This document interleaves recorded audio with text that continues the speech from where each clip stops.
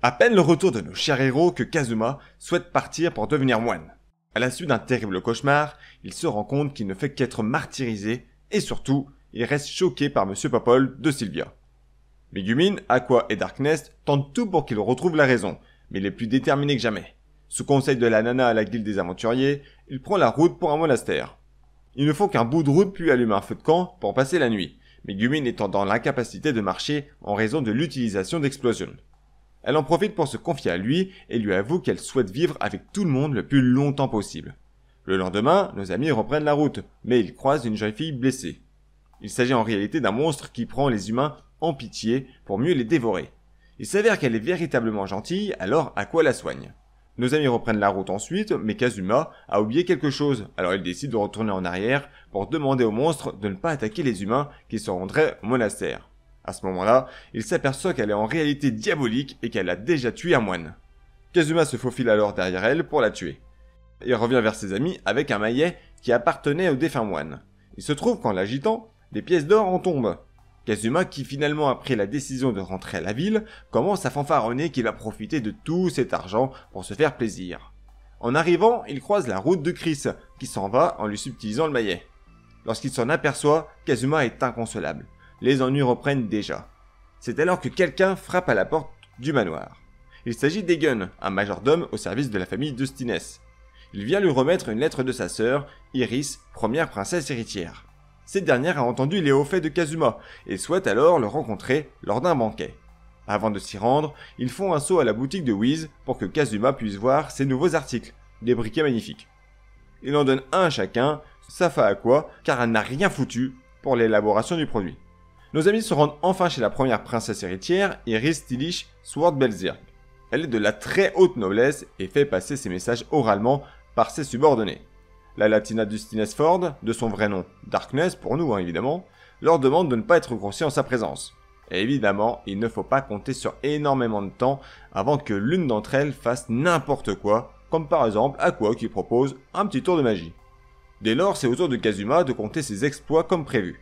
Et bien qu'il ait réellement vaincu le héros Mitsurugi, la manière dont il s'y est pris reste peu valorisante. De ce fait, la princesse Iris a du mal à croire qu'un homme tel que lui est parvenu à le vaincre. Pour le prouver, il se dresse face à son garde du corps et utilise son sort style pour lui voler son épée, mais évidemment, à la place il lui vole sa petite culotte. Une nouvelle bourde pour la Team Darkness qui ne sait plus où se mettre. Le repas se termine, nos amis doivent reprendre la route. Avant de partir, la princesse Iris demande à Kazuma de venir lui conter d'autres de ses exploits.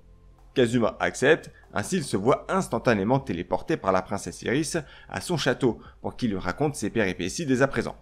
Sur le coup, il le prend comme un kidnapping, se sentant obligé d'être là pour divertir la princesse Iris.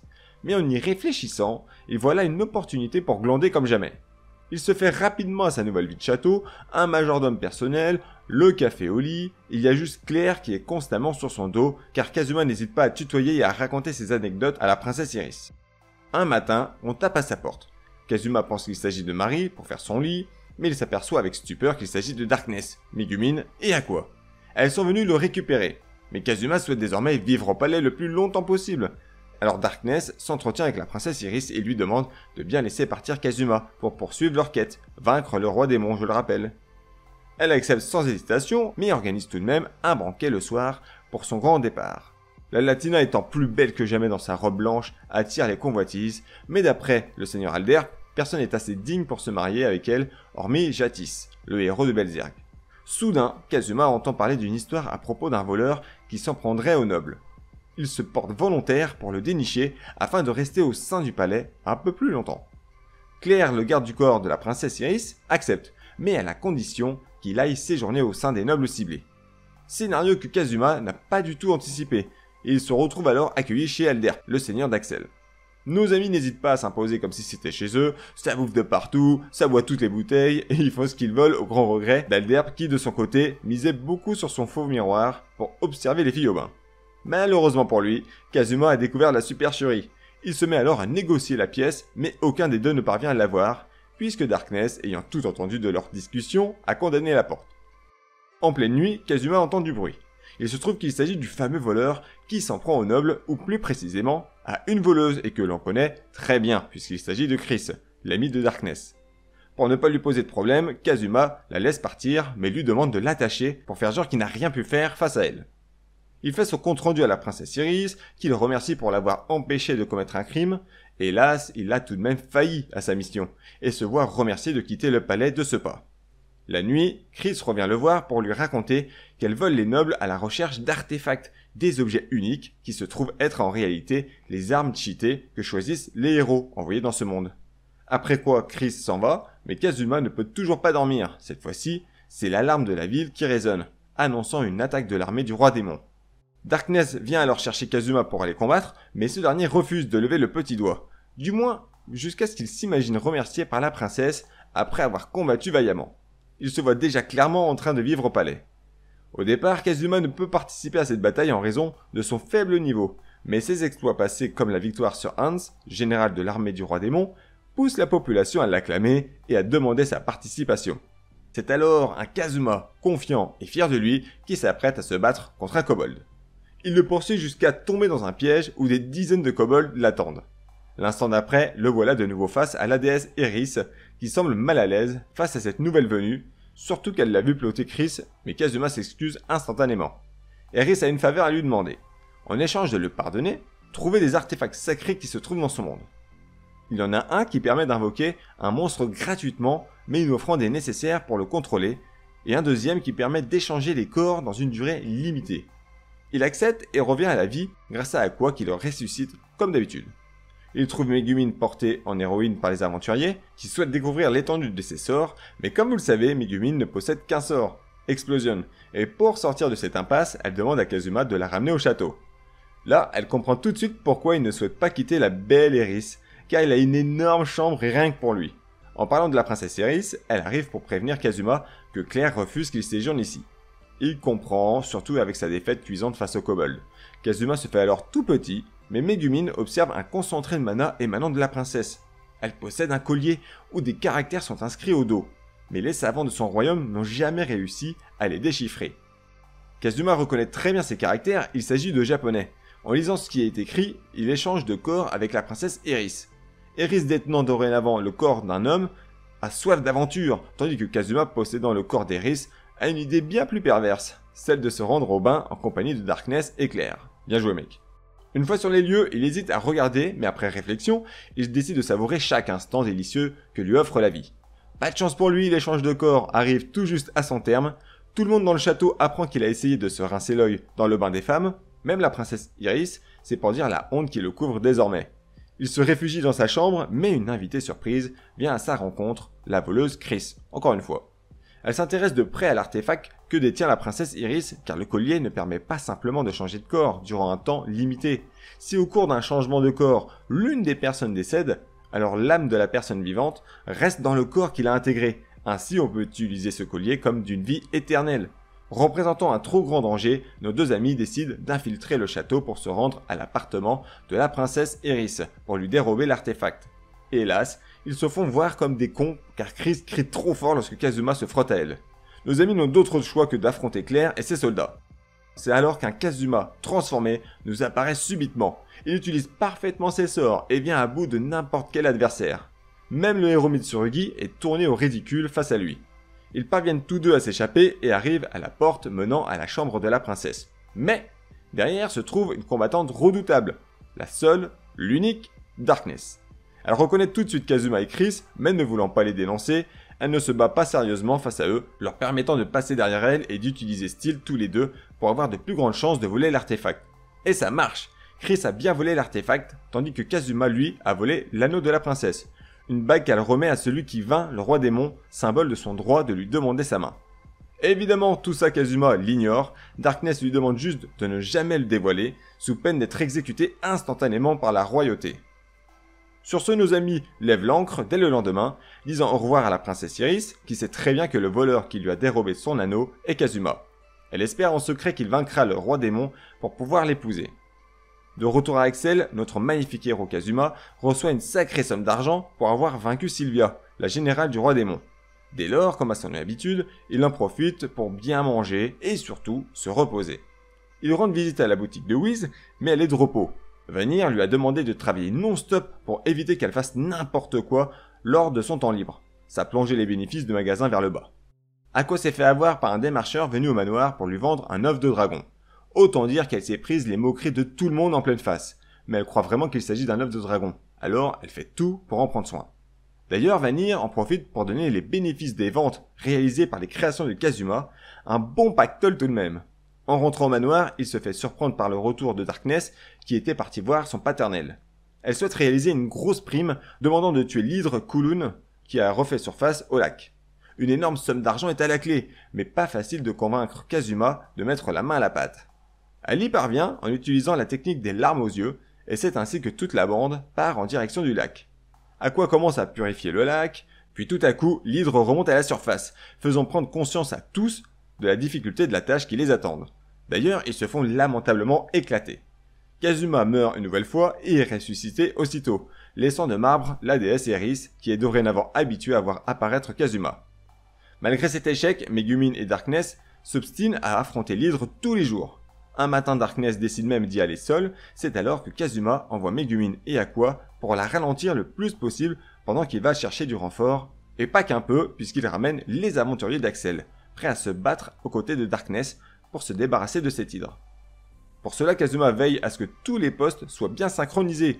Darkness se charge de provoquer l'hydre, les voleurs s'occupent de l'immobiliser, et enfin les mages concentrent leur mana dans une seule et même attaque pour en venir à bout. Face à ce succès, tous les habitants font la fête à la taverne. Mais le lendemain matin, Kazuma, Megumin et Aqua découvrent une lettre posée sur la table. C'est un message laissé par Darkness leur annonçant son départ pour une raison inconnue et les remerciant pour toutes les aventures qu'ils ont vécues ensemble. Évidemment, nos amis ne comptent pas la laisser partir aussi facilement, alors ils se rendent à la résidence des Dustiness. Bon, ils se font refouler. Alors Kazuma voit rouge et décide de recruter un nouveau bouclier humain pour leurs expéditions, mais Megumin fait tout capoter. C'est alors que Dust, un aventurier banal, vient demander de l'aide à Kazuma. Ce dernier a suivi l'une de ses compagnons, appelée Rin, et la suspecte d'entretenir des relations non consentantes. Lui et Kazuma décident alors de la suivre et les retrouvent dans un hôtel. Ils écoutent au mur et entendent un homme de la haute noblesse lui demandant de prendre des positions suggestives. Rin refuse et s'en va. C'est alors que Kazuma et Dust en profitent pour se faufiler dans la chambre afin d'en apprendre plus sur ce qu'il se trame. Ils découvrent des sous-vêtements rouges sexy ainsi qu'un appareil photo. Pour se venger de ces pervers, Dust et Kazuma s'amusent à prendre des photos en portant la lingerie. Mais ils se font surprendre par Rin accompagné de l'homme bourgeois. Ils s'excusent pour ce qu'ils ont fait, mais pour Rin c'en est trop. Elle se tire avec Kazuma lui expliquant qu'en réalité, l'homme est amoureux de Dust. Elle voulait l'aider en calmant l'homme, mais cela n'a pas suffi et maintenant il se trouve seul à seul avec Dust. Laissant imaginer à Kazuma et Rin les pires atrocités qui peuvent se dérouler dans cette chambre. Rin en profite pour lui donner une information qui pourrait bien l'intéresser. À ce qu'il paraît, la famille Dustiness est endettée et leur fille Darkness songerait à épouser le seigneur Alderp. Kazuma rentre vite au manoir et prévient les filles. Dès lors, il se met en quête de la sortir du manoir en utilisant des buffs magiques d'Aqua pour le rendre plus puissant, ainsi qu'une magie lui permettant d'imiter la voix des gens. Et c'est précisément grâce à ce dernier qu'il réussit à s'introduire dans la chambre de Darkness, en prenant la voix de Nori, l'un des gardes du corps de Darkness. S'ensuit un jeu du chat et de la souris entre les deux, puisque Darkness refuse de partir et de laisser tomber sa famille. Elle appelle alors ses gardes pour retrouver Kazuma, qui a pénétré sa chambre. Kazuma, lui, finit par rentrer dans la chambre du père de Darkness, qui lui demande d'emmener loin d'ici sa fille. Si elle quitte la résidence pour de bon, il pourra vendre la résidence pour éponger ses dettes. De plus, il est pris d'une maladie qu'on ne peut soigner par un quelconque sort. Darkness et ses gardes parviennent à le retrouver et lui demandent de se rendre. Mais Kazuma s'enfuit par la fenêtre en s'éclatant bien la gueule au passage et rentre au manoir demandant à Aqua de le soigner. Suite à cette mésaventure, Kazuma ne souhaite plus tenter quoi que ce soit pour sauver Darkness de ce mariage arrangé entre nobles. C'est alors au tour de Megumin et Aqua d'essayer de faire capoter cette cérémonie qui arrive à grands pas. Kazuma, lui, pendant ce temps, continue à créer des objets pour Vanir, afin qu'il puisse s'enrichir les poches. Vanir d'ailleurs vient le voir en lui proposant un marché qui pourrait s'avérer très intéressant pour Kazuma. Il sait pourquoi la famille Dustiness est endettée, mais pour en connaître la raison, il demande à Kazuma de baisser ses prix pour ses prochaines inventions. Il accepte alors et apprend que c'est la famille Dustiness qui a payé les réparations de la ville d'Axel lorsqu'ils ont affronté la terrible forteresse mécanique, et ce n'est pas tout. Tous les champs qui ont été saccagés ont mis les paysans sur la paille, leur seigneur Alderp a refusé de les aider, alors ils se sont tournés vers le seigneur Dustiness, qui a fini par y mettre toute sa fortune pour venir en aide aux habitants de la ville. Face à cette vérité, Kazuma ne peut désormais plus rester sous silence. La cérémonie commence, Darkness, plus magnifique que jamais, s'avance jusqu'à l'autel en présence de son majordome. Une fois arrivée, la prêtresse chargée d'assurer la passation des anneaux s'avère être en réalité Aqua. Elle fait capoter la cérémonie en traitant entre autres le seigneur Alderb de vieux schnock, ce qui permet à Kazuma de prendre Darkness avec lui pour la sauver de ce scénario pervers. Toutefois, il ne peut s'échapper avec elle qu'une fois sa dette de 2 milliards d'Eris payée. Il renverse alors un pot dans lequel contient tout l'argent qu'il a obtenu grâce à la vente de ses inventions et brevets à Vanir, et compte bien profiter de Darkness pour qu'elle le rembourse en nature. Perd pas le nord, lui. Le seigneur Alderb ne compte pas abandonner aussi facilement malgré l'argent, et il demande à ses soldats de les arrêter. Megumin et Yunyun arrivent en détruisant un pan du mur de l'église, créant un passage pour que nos amis puissent s'enfuir.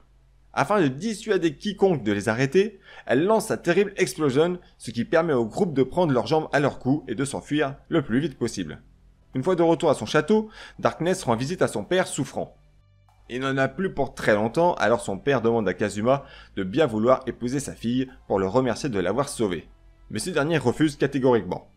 Face à la fatigue de son père, la Latina se confie à lui et le remercie pour l'avoir élevé durant toutes ces années. C'est alors qu'Aqua apparaît soudainement pour retirer une malédiction qui était en réalité posée sur le seigneur Dustines. Il est désormais hors de danger, donnant lieu à une scène un peu gênante après leur au revoir déchirant. Tout cela était un coup du seigneur Alderb qui a utilisé un démon nommé Maxwell pour maudire le seigneur Dustines. Vanir, le connaissant très bien, vient d'ailleurs le chercher pour le renvoyer à sa place, aux enfers où il règne en tant que duc. Alderb met fin au pacte qu'il a conclu avec Maxwell, ce qui permet à ce dernier de retrouver sa personnalité d'antan et ainsi de torturer le seigneur Alderb à son tour. Nos amis quant à eux retournent au manoir, le seigneur Alderb est introuvable, toutes ses manigances ont été dévoilées au grand jour, les 2 milliards de Kazuma lui seront alors remboursés, hormis bien évidemment ses brevets vendus à Vanir. Darkness est enfin de retour avec Kazuma, Megumin et Aqua, prêtes à continuer à vivre des aventures toutes plus folles les unes que les autres.